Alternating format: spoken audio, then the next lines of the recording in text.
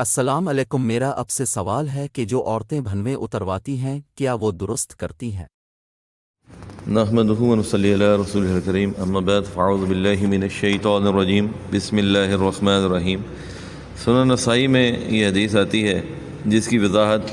صحیح مسلم اور صحیح بخاری سے ملتی ہے۔ یہ بالکل صحیح حدیث ہے جس میں عبداللہ بن مسعود رضی اللہ عنہ کہتے ہیں کہ رسول اللہ صلی اللہ علیہ وسلم نے گودوانے والی، پیشانی کے بال اکھاڑنے والی،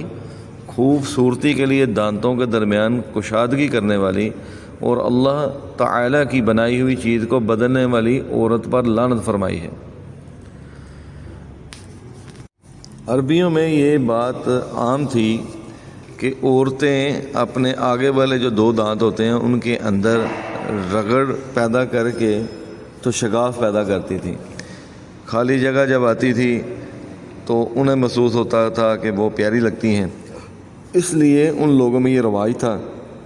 جس کو نبی کریم صلی اللہ علیہ وسلم نے آ کے ناپسند فرمایا۔ اسی طریقے سے یہ جو آج کل ٹیٹو بنتے ہیں تو آپ نے اکثر دیکھا ہوگا کہ عورتیں اپنے چہرے کے اوپر تل، سکہ وغیرہ، نیل، کسی بھی جو ہے وہ سوئی کے ذریعے سے وہ بھرتی ہیں اپنی سکن کے اندر۔ تو یہ چیز بھی اللہ تبارک و تعالیٰ کی تخلیق کے ساتھ جو ہے وہ حصہ ڈالنے والی بات ہے۔ تو انسان جو ہے وہ یہ کام نہیں کر سکتا۔ یہ اللہ تبارک و تعالیٰ نے جس کو بنایا ہے بہترین بنایا ہے۔ اسی طرح سے کچھ عورتیں ہیں ان کی یہ آبرو ہے، یہ جو جن کو ہم آئی بروز بولتے ہیں، یہ دونوں ملے ہوتے ہیں تو وہ اپنے ناک کے بیچوں بیچ پیشانی تک درمیان میں سے ان بالوں کو اکھاڑتی ہیں، تو یہ بھی اللہ کی تخلیق کے خلاف ہے۔ ہاں یہ ضرور ہے کہ اگر کسی عورت کو داڑھی نکل آتی ہے تو داڑھی کیونکہ مرد کے لیے رکھنا ہے، مرد نے داڑھی رکھنی ہے، عورت نے نہیں رکھنی، تو عورت جو ہے وہ ظاہری بات ہے داڑھی نہیں رکھے گی، تو یہ ایک بیماری ہے، اس کے لیے وہ اپنے بالوں کو وہاں سے ختم کر سکتی ہے۔ اگر ہلکے بال ہیں تو ان کو رنگ وغیرہ کر کے تو اپنے چہرے کے ساتھ ملایا جا سکتا ہے۔ تو اس میں اسی طریقے سے مردوں کے اوپر بھی یہ بات لاگو ہوتی ہے کہ وہ مرد جو اپنے چہرے کے اوپر سے داڑھی کو ختم کرتے ہیں تو وہ عورتوں کی مشابہت اختیار کرتے ہیں، کیونکہ بے داڑھی جو ہے وہ عورت ہے۔ اللہ تعالیٰ نے عورت کو داڑھی کے بغیر پیدا کیا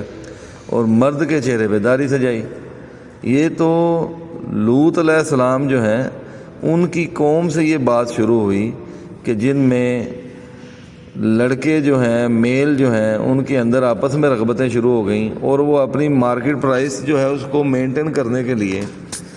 اپنی داڑھی جو ہے وہ اکھاڑ دیتے تھے یا ختم کر دیتے تھے۔ تو یہ طریقہ کار وہاں سے شروع ہوا اور اس کے بعد پھر امت نبوی صلی اللہ علیہ وسلم کے اندر بھی یہ رائج ہو گیا۔ اور اسی طریقے سے آپ نے دیکھا کہ یہودی جو ہیں وہ اپنی داڑھی کو کاٹتے ہیں، مونچھیں بڑھاتے ہیں، تو نبی کریم صلی اللہ علیہ وسلم کی صحیح حدیث ہے جس میں فرمایا کہ تم داڑھی بڑھاؤ اور مونچھیں کٹواؤ، ان کی مخالفت کرو۔ تو آج جو نوجوان نسل ہے وہ سمجھتی ہے ان کی خوبصورتی جو ہے وہ داڑھی کے بغیر ہے، حالانکہ داڑھی جو ہے وہ چہرے کی زینت ہے، مرد کے چہرے کی زینت ہے۔ اور اب تو سائنٹیفکلی ڈاکٹرز نے بھی یہ پروو کر دیا ہے کہ جو لوگ داڑھی رکھتے ہیں ان مردوں میں مردانہ قوت، سیکشول پاور جو ہے وہ زیادہ ہوتی ہے۔ تو اس لیے اللہ تبارک و تعالیٰ کے ہر کام میں مصلحت ہے، اللہ تبارک و تعالیٰ کی ہر تخلیق جو ہے وہ اعلیٰ ہے، اس کا کوئی مثل نہیں ہے۔ تو اللہ تبارک و تعالیٰ کی تخلیق پر شاکر ہونا چاہیے، بجائے اس کے کہ ہم جو ہے وہ مرد جو ہیں وہ آپ دیکھ لیں کہ داڑھی کے رخساروں کے اوپر سے انہوں نے پتہ نہیں کہاں سے سیکھ لیا ہے، ایک اچھی سی لائن بناتے ہیں، رخسار جو ہے وہ ان کے اوپر سے چھوٹے چھوٹے جو بال ہوتے ہیں ان کو اکھاڑتے ہیں اور وہ جناب ہیئر ڈریسر کے پاس جاتے ہیں، ان کی بالکل ایک اچھی سی خط کرتا ہے، ایک خط یعنی ایک لائن کھینچتا ہے ان کی داڑھی پر۔ یہ نبی کریم صلی اللہ علیہ وسلم کا طریقہ نہیں ہے۔ نبی کریم صلی اللہ علیہ وسلم کی حدیث، صحیح حدیث موجود ہے کہ داڑھی کو معاف کر دو، اس کو چھوڑ دو۔ تو داڑھی کے جو بال ہیں ان کو چھوڑ دینا چاہیے، ان کے اوپر کسی قسم کا فن جو ہے، فنکاری وہ نہیں کرنی چاہیے۔ اور عورتیں جو ہیں وہ ان کو منع فرما دیا کہ عورتیں جو ہیں وہ اپنے چہرے سے یہ جو آئی برو بناتی ہیں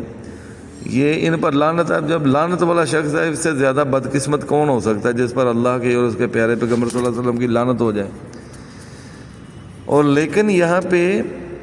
ان بالوں کا ذکر نہیں ہو رہا کہ جو بال آپ کے زیر ناف ہیں یا آپ کے بازو کے نیچے ہیں، تو ان کے متعلق تو حدیث آتی ہے کہ وہ جو آپ کے بازو کے نیچے بال ہیں، ایکسلا جو ہے، وہاں سے بالوں کو اکھاڑنا جو ہے وہ دین اسلام کے اندر ہے۔ اور ڈاکٹر نے یہ پروف کیا ہے کہ جو لوگ وہاں سے بال اکھاڑتے ہیں وہاں پر بریک کیپلریز ہوتی ہیں، جب آپ ان کو پنچ کرتے ہیں، کھینچتے ہیں بالوں کو، تو کیا ہوتا ہے وہاں پہ بریک کیپلریز کے اندر بلڈ کی سرکولیشن ہوتی ہے اور آپ ہارٹ اٹیک سے بچ جاتے ہیں۔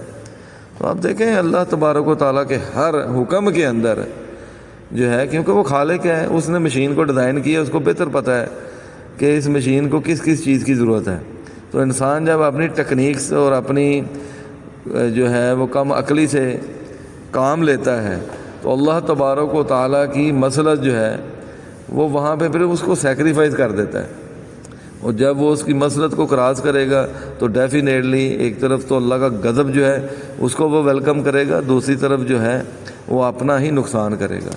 تو اس لیے عزیز ساتھیو،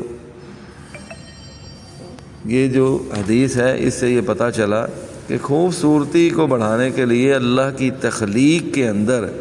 آپ نے تبدیلی نہیں کرنی۔ ہاں وہ عورتیں جو کریم وغیرہ استعمال کرتی ہیں یا مرد جو ہے وہ کریم لگاتے ہیں اپنے چہرے کے رنگ کو بہتر کرنے کے لیے، اچھے فروٹس اور مختلف چیزیں استعمال کرتے ہیں، وہ کوئی بری چیز نہیں ہے، وہ تخلیق کے اندر تبدیلی نہیں ہے۔ لیکن